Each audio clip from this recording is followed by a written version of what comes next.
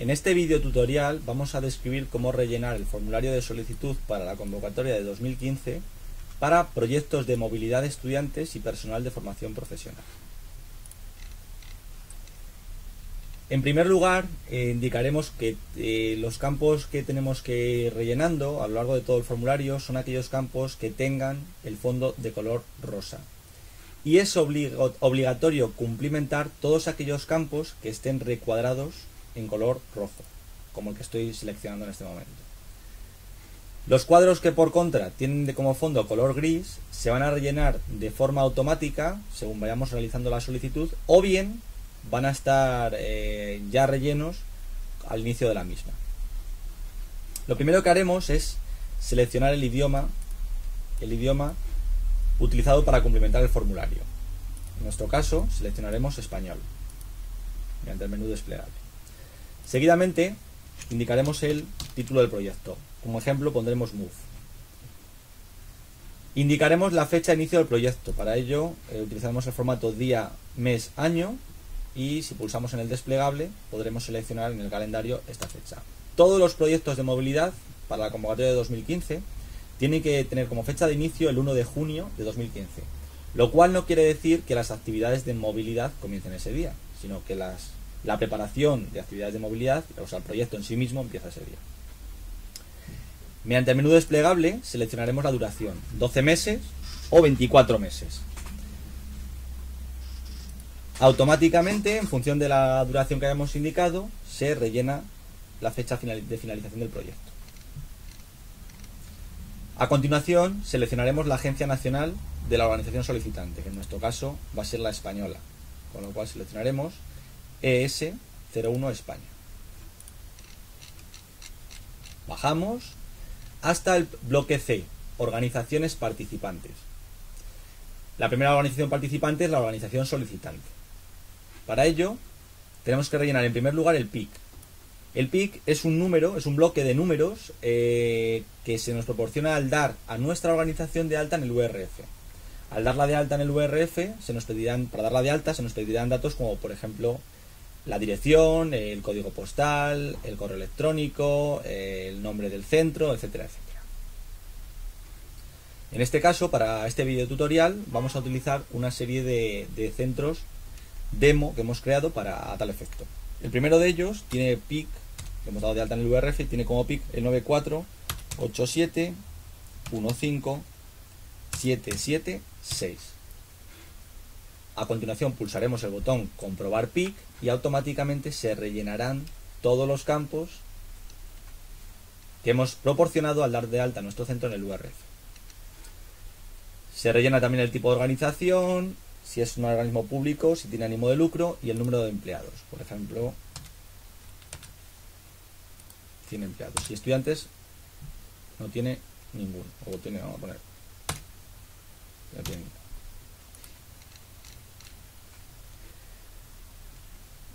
Seguidamente se nos plantea la pregunta C12, consorcio. La pregunta en cuestión es: ¿presenta esta solicitud como coordinador de un consorcio? Bueno, pues en función de que contestemos sí o no, el formulario en este punto va a cambiar. En el caso de que el formulario lo presentemos como una institución a título individual, pulsaremos no, y a continuación pasarán a pedirnos que describamos la experiencia que tiene nuestra organización y demás. En el caso de que sea un consorcio, pulsaremos sí. Si pulsamos sí, automáticamente aparecerán nuevos campos para rellenar el resto de miembros del consorcio. En este punto recordamos que los consorcios tienen que estar formados al menos por 3 centros de formación profesional.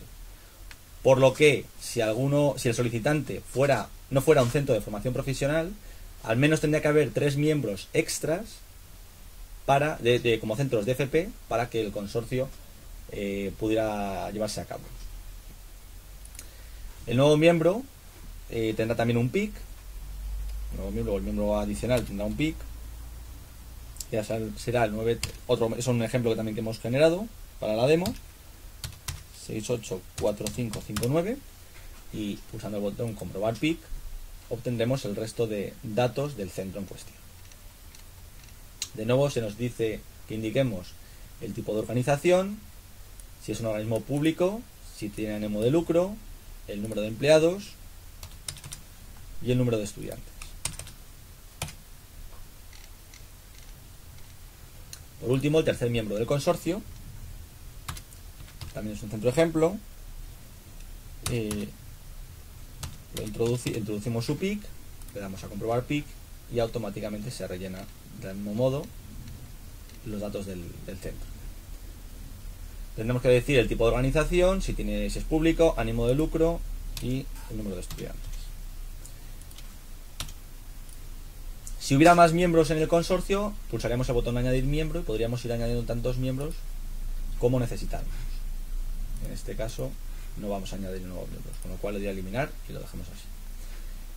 Recuerdo en este punto que aunque en la demo no lo hemos puesto, hemos puesto el tipo de organización, otros, todos los centros, o sea, al menos 3 de los miembros del consorcio tienen que ser centros de formación profesional. En este caso los 3 lo son. Experiencia. Seguimos bajando y llegamos a experiencia. Describa brevemente su organización. En este caso, la palabra organización hace referencia al consorcio en su globalidad, en su totalidad. Lo rellenaríamos en este campo. Brevemente, el consorcio en qué consiste. Asimismo, nos indica que cuáles son las actividades y experiencia que tiene nuestra organización en las áreas relevantes de la solicitud. Es decir, qué experiencia tenemos en actividades de movilidad. Así como indicar el personal que se va a implicar en este proyecto y las competencias y experiencia previa que tiene ese personal en concreto para el proyecto. Seguidamente se nos pregunta que si hemos solicitado o recibido alguna ayuda de cualquier programa de la Unión Europea en los últimos 12 meses. Esta pregunta aplica únicamente al solicitante, del formulario. En el caso de que hubiéramos recibido una ayuda, pulsaremos sí, se desplegará una nueva parte en el formulario, en el cual tendremos que indicar el programa europeo del cual hemos recibido la financiación, el año, el número del proyecto y el nombre del solicitante en cuestión. Seguimos bajando y llegamos al apartado C14, representante legal. Vale, este va a ser una persona con capacidad de firma. Vamos a poner su género, masculino o femenino, nombre y apellidos. Tiene que tener capacidad de firma dentro del consorcio, o sea, va a ser, digamos, el representante a nivel de consorcio, el cargo que ocupa, el correo electrónico y el teléfono. Pero además tenemos que indicar una persona de contacto. Indicaremos género, nombre y apellidos, cargo, correo electrónico y teléfono. En este punto indicaremos que tanto el campo correo electrónico como el campo teléfono es importante que indiquemos tanto el correo como el teléfono, como decía, que los indiquemos correos institucionales y teléfonos también institucionales. Por la sencilla razón de que si la persona que ponemos como persona de contacto cambiara de cargo a lo largo del proyecto, no tendríamos forma, o sea, difícil el poder realizar contactos en este caso con el coordinador de consorcio. Una vez que hemos descrito todos los miembros del consorcio, describiremos cada una de las organizaciones socias, que van a ser las organizaciones donde vamos a enviar a nuestros alumnos. Entonces, hemos creado para rellenar este formulario demo también una organización que va a actuar como socio de envío. Ponemos el PIC correspondiente, 949555796. Pulsamos el botón comprobar PIC y automáticamente se rellenarán los campos que hayamos introducido, que haya introducido esa institución al darse de alta en el URF. De nuevo indicaremos el tipo de organización que es, si es una organización socia o un organismo público, el número total de empleados, por ejemplo 100, número total de estudiantes, por ejemplo 50. Perdonen, para evitar incoherencias, vamos a poner en los socios, en los miembros del consorcio, perdón, el número de estudiantes.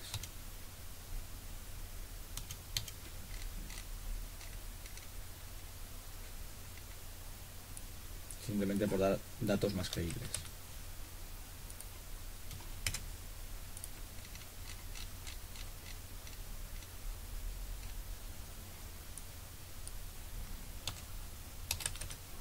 Por ejemplo así.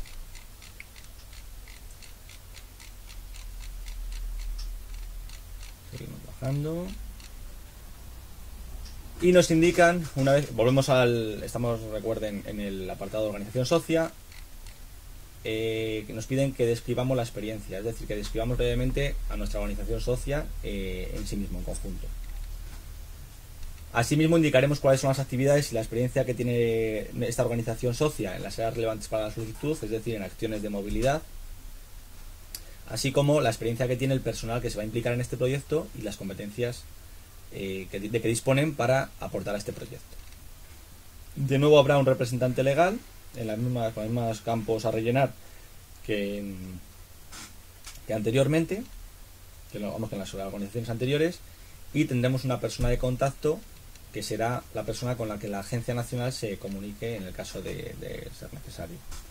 Podemos, pulsando el botón añadir socio, añadir tantos socios extra como queramos. Hay un máximo para el formulario de 200 socios. En el caso de que quisiéramos añadir más de 200 socios, pues tendríamos que añadirlos como anexos.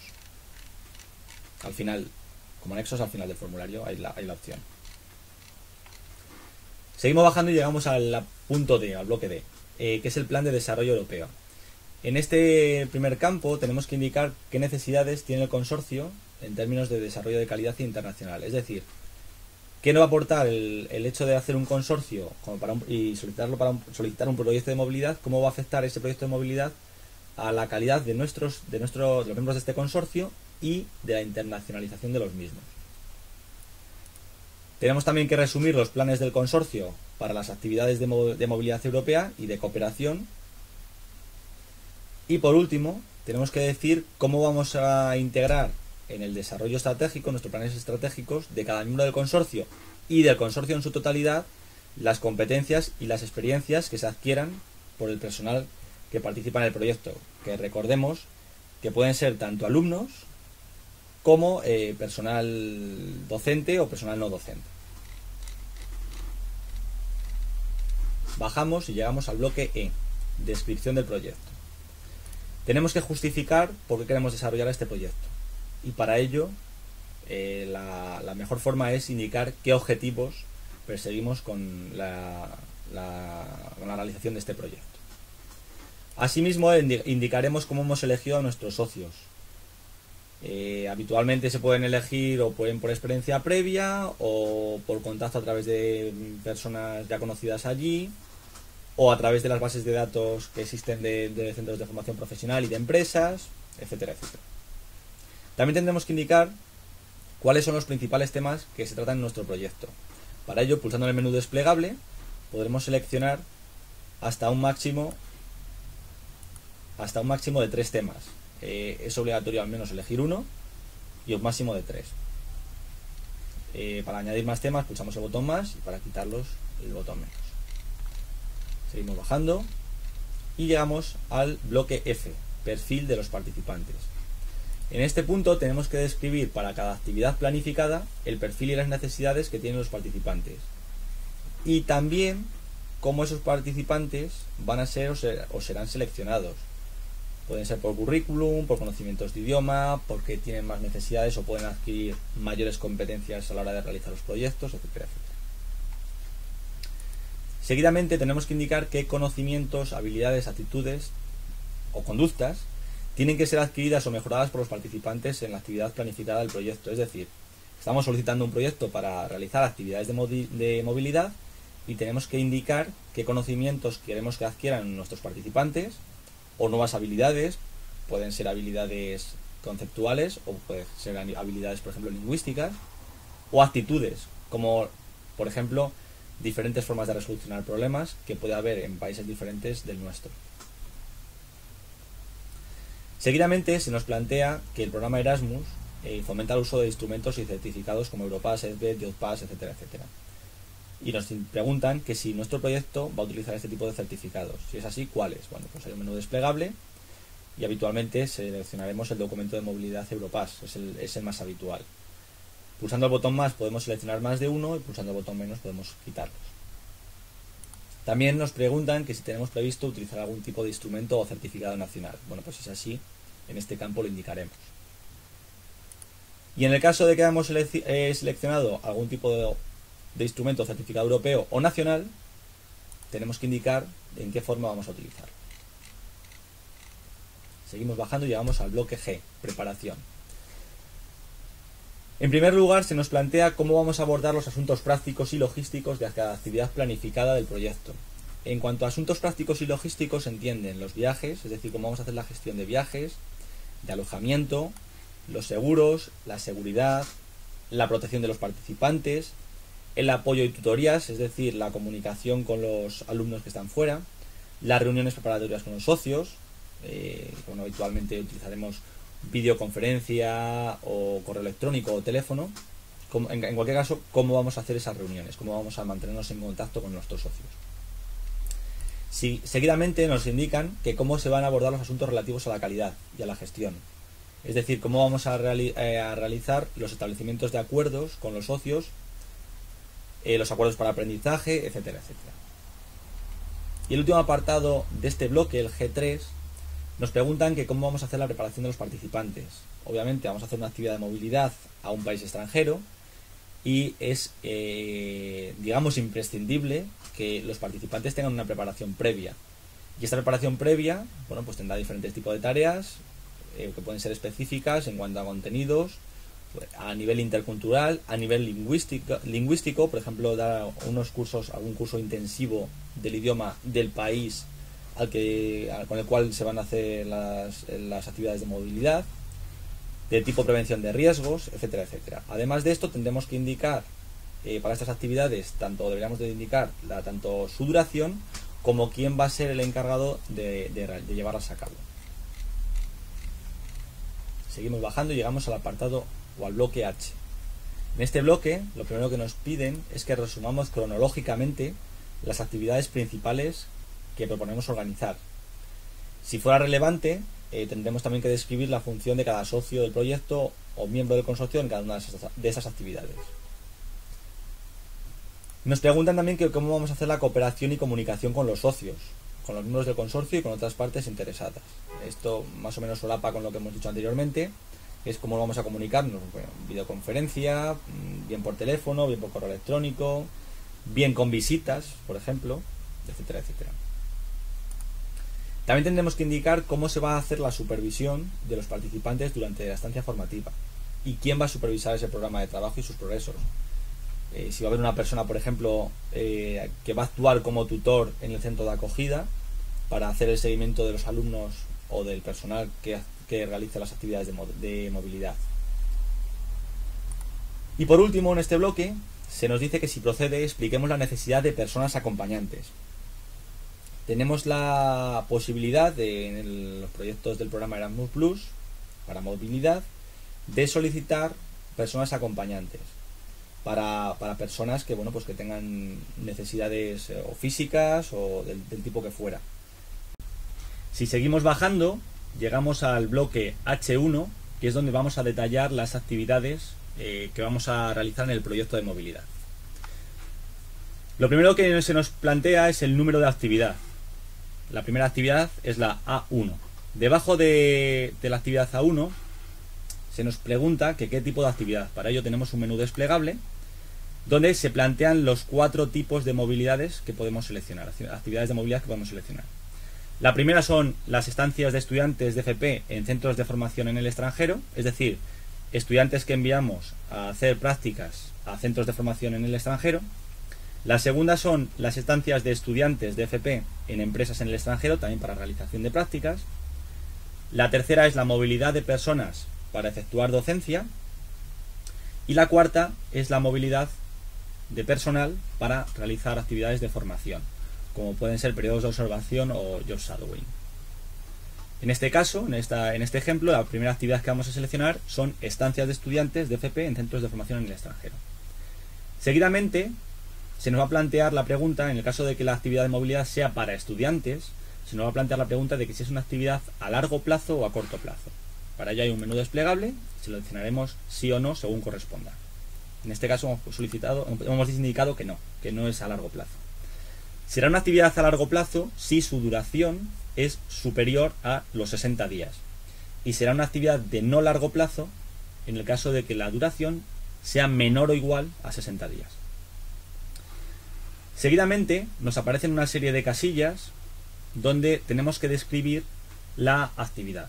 En primer lugar aparece el número de flujo 1, que es para la actividad A1, que recordemos es una actividad para estudiantes de formación profesional en centros de formación en el extranjero.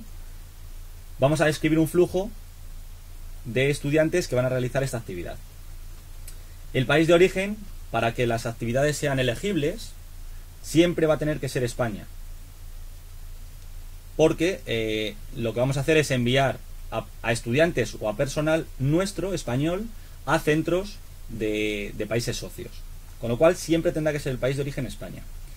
Y el país de destino, en este ejemplo que vamos a hacer, siempre va a ser Francia, porque recuerden que como socios de acogida únicamente hemos definido uno, y ese socio de acogida era francés, con lo cual todos los miembros del consorcio, en el caso de que sea un consorcio, van a enviar, en este caso, estudiantes o personal a Francia, y siempre se van a enviar desde España. En el caso de que quisiéramos poner países de destino diferentes a Francia, también tendríamos que tener definidos más arriba, en la parte de socios de acogida, las diferentes organizaciones en los diferentes países. Por ejemplo, si queremos enviar alumnos o personal a Francia, a Alemania y a Dinamarca, tenemos que tener al menos un socio francés, un socio alemán y un socio danés, definidos en la parte de, como decía, en la parte de socios de acogida. A continuación tenemos que indicar la banda de distancia. La banda de distancia es la distancia que hay entre nuestro centro en España hasta el centro de acogida. Para ello, en la página del SEPIE hay una calculadora, hay un enlace desde la página del SEPIE a una calculadora, que es la que viene a continuación.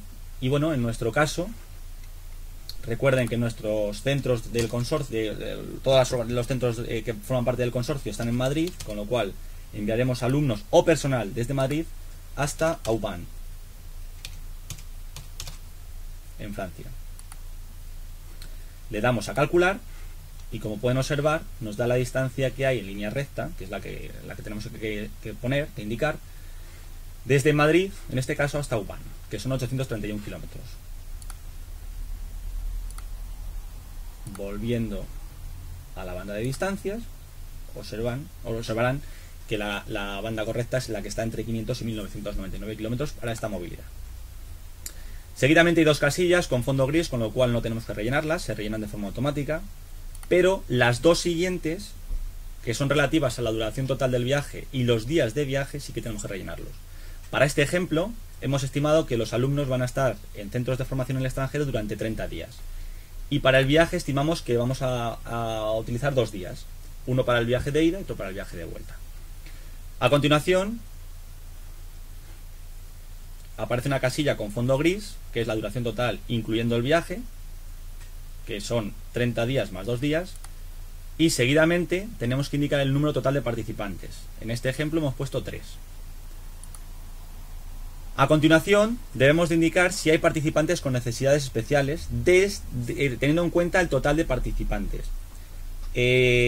Los participantes con necesidades especiales pueden ser participantes que tengan, por ejemplo, deficiencias físicas, psíquicas. Seguidamente indicaremos el número de aprendices. El número de aprendices es el número de alumnos o de participantes que participan en educación dual.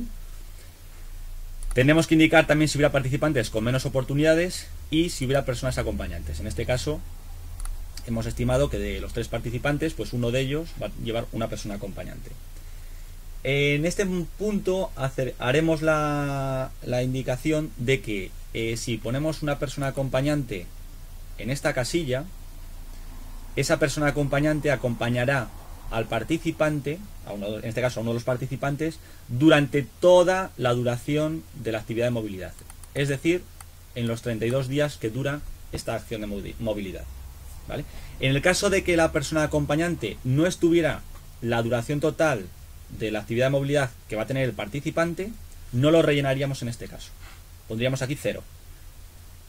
Repito, en el caso de que la persona acompañante no estuviera los 32 días que dura la actividad de movilidad, que estuviera menos días, menos de esos 32 días, no lo rellenaremos en este campo. Lo rellenaremos más adelante y ya indicaré a continuación.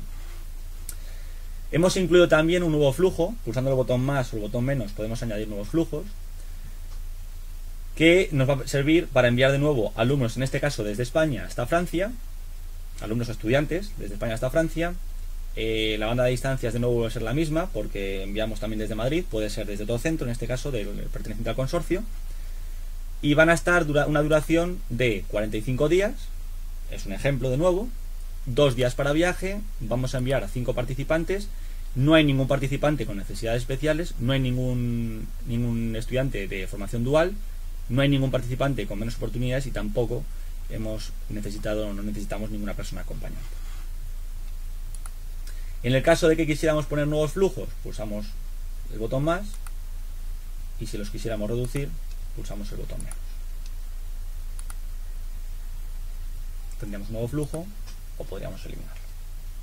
Seguimos bajando. Hemos pulsado, bajo un momento y volvemos a subir ahora. Hemos pulsado añadir nueva actividad. Hay 2 botones justo después de al finalizar la descripción de las actividades, hay 2 botones, uno para añadir actividades, otro para eliminar actividades. Si pulsamos añadir actividad, se añadiría una nueva actividad. Volvemos arriba,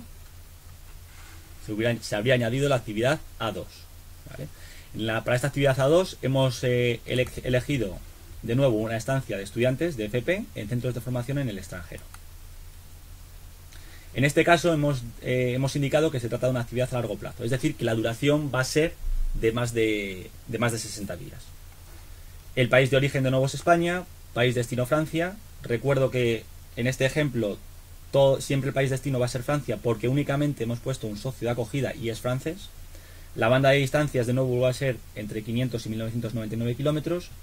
En este caso tenemos que rellenar, como es una actividad de largo plazo, tenemos que rellenar la duración en meses completos y la duración en días adicionales. En este ejemplo hemos indicado 3 meses completos y 0 días adicionales. Para viaje hemos indicado que necesitamos dos días, uno para el envío y otro para la vuelta, uno para la ida y otro para la vuelta. Va a haber dos participantes para esta actividad de movilidad, no hay participantes con necesidades especiales, no hay aprendices tampoco, no hay participantes con menos oportunidades y no hay personas acompañantes.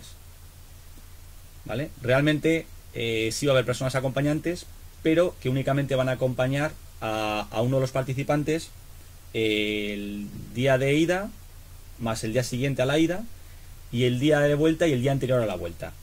Pero como la duración de la actividad de movilidad para la persona acompañante no son los 92 días, no podemos rellenarlos en este tipo de actividad. Como he dicho anteriormente, lo vamos a rellenar un poco más adelante.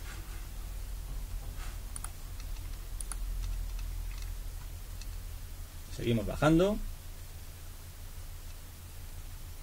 Y hemos pulsado el botón añadir nueva actividad y hemos añadido la actividad A3. La actividad A3 hemos seleccionado estancia de estudiantes de FP en empresas en el extranjero. Hemos indicado que es una actividad a largo plazo, el país de origen de nuevo vuelve a ser España, el país de destino vuelve a ser Francia, la banda de distancias sigue siendo la misma y la duración va a ser, para esta actividad hemos estimado que 6 meses. Es decir, automáticamente se nos rellenarán 180 días. Y para días de viaje necesitaremos 2, uno para ir y otro para volver. El número total de participantes va a ser de 2, no hay participantes con necesidades especiales, no hay estudiantes de formación dual, no hay participantes con menos oportunidades en este ejemplo y no hay personas acompañantes. Añadimos una cuarta actividad, la A4. La actividad en este caso es movilidad de personal para docencia. En este caso pueden observar que no se nos plantea la pregunta de que si es una actividad a largo plazo, como en el caso anterior. En este caso, esta actividad, personal de alguno de los miembros del consorcio irá a uno de los miembros, en este caso al único miembro de acogida que hemos definido, al miembro francés, para efectuar labores docentes. El país de origen será España, el país de destino será Francia, la banda de distancia sigue siendo la misma y los participantes van a estar en el socio de acogida 7 días. Para viaje 2 días, con lo cual la actividad de movilidad va a durar 9 días. Va a haber 2 participantes, es decir, 2 profesores que van a efectuar docencia en nuestro socio de acogida. Y con eso queda definida la actividad A4. Seguimos bajando. Y la última actividad que hemos incluido es una actividad de movilidad de personal para formación, que era el último caso. En este caso hemos indicado dos flujos. El primero de los flujos va a ser personal nuestro que va a ir a nuestro socio de acogida para efectuar un periodo de observación. ¿Vale? Eso es lo que consideramos como formación. Eso lo consideramos como observación, no es lo único. También el job shadowing lo incluiríamos en este apartado. El país de origen será España, el país de destino será Francia, la banda de distancia sigue siendo la misma. La actividad de movilidad va a durar 7 días, más 2 de viaje. Va a haber 3 participantes o 3 personas que van a ir para formación. No hay participantes con necesidades especiales, no hay aprendices o con estudiantes de formación dual, no hay participantes con menos oportunidades y no hay personas acompañando. Y el segundo flujo es para incluir personas acompañantes. Recuerden que les he indicado que en la actividad A2 que había una persona acompañante, pero que había una persona acompañante. Para uno de los dos participantes iba a haber una persona acompañante, pero no iba a estar los 92 días que duraba la actividad de movilidad para el participante. Únicamente iba a ir el día de la ida, se iba a quedar al día siguiente, y el día previo a la vuelta de la persona acompañada viajaría al país destino, en este caso a Francia, para volver con la persona acompañada al día siguiente. En total tendríamos 2 días, excluyendo el viaje, 2 días, otros 2 para viaje, en total estaría 4 días. Participante sería una persona, justamente esa persona que va como acompañante, y esa persona se define además como acompañante. En el caso de que quisiéramos añadir nuevas actividades, pulsaríamos el botón añadir actividad y se nos añadiría una nueva actividad. En este caso sería la A6, y si queremos eliminar una actividad, pulsando el botón eliminar actividad, la eliminaría. Continuamos bajando y llegamos al apartado H11, o bloque H11, donde se presenta el resumen de actividades y participantes. En concreto, lo que se nos muestra son el desglose de actividades para estancias de estudiantes de FP en centros de formación en el extranjero. En nuestro caso teníamos 2 actividades, con un total de 10 participantes. Se muestran también las estancias de estudiantes de FP en empresas en el extranjero. En nuestro caso ejemplo, teníamos una actividad con 2 participantes. Se presentan también las actividades de movilidad de personas para docencia. En nuestro caso teníamos una actividad y 2 participantes. Y por último, se muestran las actividades de movilidad de personal para formación, que en nuestro caso ejemplo teníamos una actividad y 4 participantes. En total tenemos 5 actividades y 18 participantes. Es un cuadro resumen de las actividades que acabamos de describir. Si seguimos bajando, llegamos al bloque I, seguimiento. El apartado I1 es el impacto. Tenemos que indicar cuál es el impacto previsto en los participantes, en las organizaciones participantes y en el público objetivo. Pero también tenemos que indicar, en el segundo campo, cuál es el impacto que deseamos del proyecto, tanto a nivel local, de los socios de envío, a nivel regional, a nivel nacional y europeo. Tenemos también que indicar qué actividades vamos a llevar a cabo para compartir los resultados que obtenemos en el proyecto, tanto a nivel de nuestra organización o consorcio, así como con el resto de socios, y también a quién van a dirigirse esas actividades de difusión. Y por último, en el bloque I, tenemos que indicar cómo vamos a realizar la evaluación, es decir, qué actividades vamos a llevar a cabo para evaluar si el proyecto ha alcanzado los objetivos y los resultados, y hasta qué punto. Como cualquier proyecto, hemos planteado unos objetivos, y cuando se termina el proyecto tenemos que evaluar si esos objetivos han sido alcanzados o no. Si seguimos bajando, llegamos al apartado J, presupuesto, donde en su apartado J1, relativo a viajes, se nos muestra para cada una de las actividades que hemos ido definiendo en las páginas previas, y para cada número de flujo de esas actividades, el desglose de país origen, como pueden observar, siempre es España, el país de destino, que en este caso de ejemplo siempre es Francia, porque solo tenemos socio de acogida en Francia, el número total de participantes como decía, para cada uno de esos flujos y cada una de esas actividades. De ello aparece el desglose del precio final de 4.950 euros relativos únicamente a viaje. Más abajo ya viene definida también la ayuda individual. Es decir, el dinero que se va a percibir para estos proyectos de movilidad para los participantes en concepto de manutención y de alojamiento. De nuevo, para cada actividad y para cada flujo, y en función de la duración y del número de personas y de acompañantes, si los hubiera, obtendremos el valor, el importe que se va a percibir en ese concepto, en el concepto de ayuda individual, que, como decía, hace referencia a alojamiento y a manutención. Más abajo, en el apartado J3, se nos indica, en función del número de participantes, la ayuda que se da a nuestra organización. En el apartado J4 se desglosa la ayuda para preparación lingüística, haciendo distinción entre idiomas del grupo 1, entre los cuales está el alemán, el inglés, el español, el francés, el italiano y el holandés, y los idiomas del grupo 2, que son otras lenguas oficiales de la Unión Europea que no se incluyen en el grupo 1. Entonces, bueno, pues en función de los participantes que tengamos para cada uno de los idiomas indicados en el grupo 1 o el grupo 2, se va a percibir un importe para esa formación. En el caso de que necesitáramos ayuda para necesidades especiales, podremos indicarlas añadiendo en el botón más el tipo de actividad y demás, y podría ser subvencionable hasta el 100%, pero hay que justificarlo.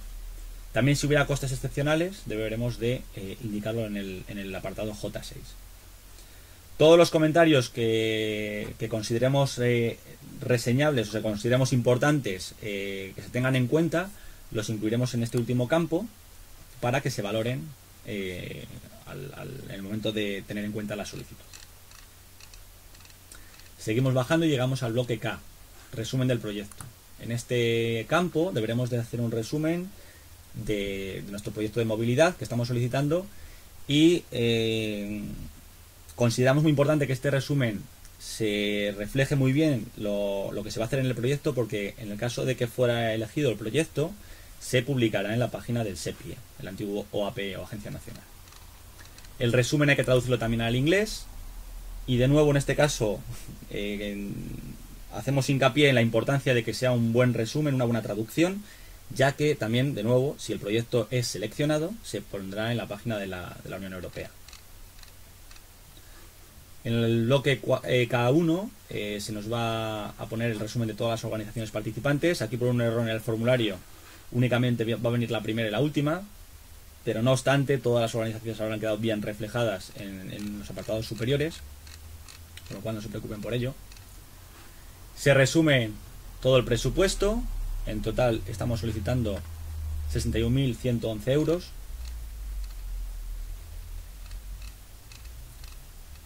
Seguimos bajando y llegamos al bloque L, que es la lista de comprobación.